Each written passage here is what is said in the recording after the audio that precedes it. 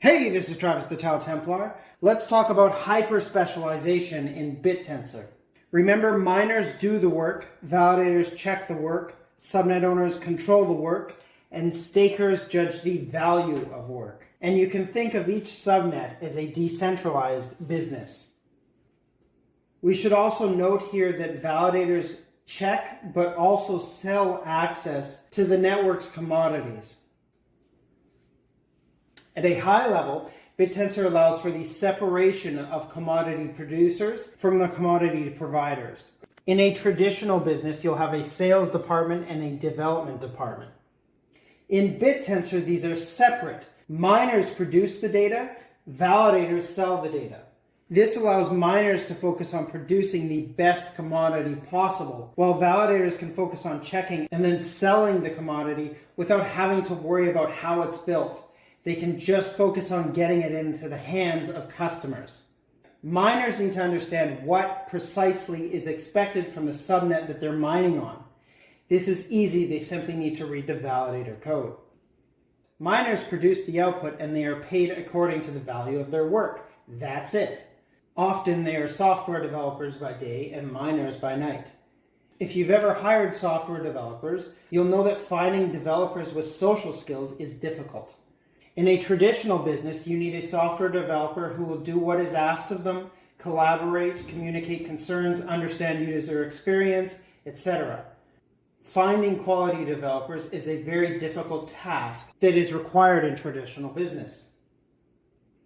What about the software developers who are geniuses, but maybe a little too autistic to pass an interview process? What about the software developer geniuses who have a bad-looking resume that gets filtered out before even reaching HR? They have a lot of talent to offer, but they just don't possess the social skills to market themselves effectively. Bittensor is permissionless. There is no hiring process. If you're capable enough to produce a good output, that's all that's required. If you've got terrible social skills, but you're a genius software developer, you can work as a miner in any Bittensor subnet, find your niche, and use that massive underutilized brain of yours. You have one job, producing output. You don't have to deal with HR, company meetings, direction realignment, learning how to deal with a new boss, navigating office politics, dealing with awkward social situations, etc., etc. The traditional market filters out these people, whereas Bittensor welcomes them. You can see that Bittensor has a larger talent pool to draw from than traditional businesses. If you've ever worked with software developers, you'll notice they care a lot about stuff like optimizing their code base or building software that doesn't seem to have any use to a traditional company, but it solves some archaic problem that only the developer understands. In traditional businesses, software developers get frustrated as the business is focused on revenue and not the arcane minutiae that some nerdy developer warns will collapse the company in a year if not addressed. Bittensor makes it possible for software developers to work on their own without a boss, focusing on the one task of producing valuable output as evaluated by the subnet's validator code. Miners have the autonomy to build whatever they want, and if they rebuild some database because that'll make the miner more productive, they don't have to make the case to their boss who might otherwise sweep the suggestion under the rug in a traditional business. These software developers can become hyper-specialized experts at producing valuable output in whatever ways they think are best. Something that I think many developers, especially those with poor social skills, will love. No longer do software developers need to be the jacks of all trades with good social skills, business acumen, soft skills, communication skills, and good software developer skills. Subnets can make use of people who only have good software developer skills. They have access to a larger talent pool than traditional business. Now, let's move to validators. Validators need to understand what precisely is being produced by the subnet. This is easy. They simply have to read the validator code.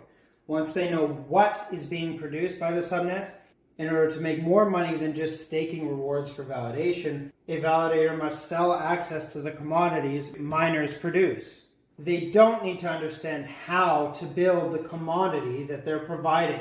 They simply need to sell access to it. So instead of having a developer team that they need to align with their sales team, they might have a few devs in their sales team, but that's it. They can focus on providing a product, not building and improving the product. That's the miner and subnet owners' domains. Validators can build and innovate ways to sell a product, better ways to get commodities into the hands of customers, rather than in traditional business where you need to balance and split focus between sales and development. Of course, this allows validators to hyper-specialize at getting valuable output into the hands of customers. So miners are specialized commodity producers, and validators are specialized commodity providers. Subnet owners.